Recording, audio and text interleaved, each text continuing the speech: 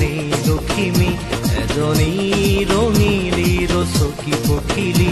এজনী আজৰিতে নেই লখিমী এজনী ৰঙিলীৰ চকী পখিলী দুজনী যে দুজনী গাভৰু ছোৱালী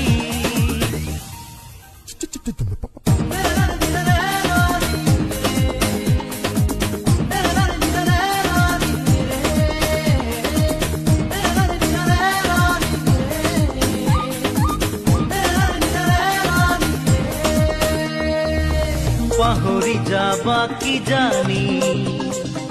চকুৰ পলক পেলাবলে তুমি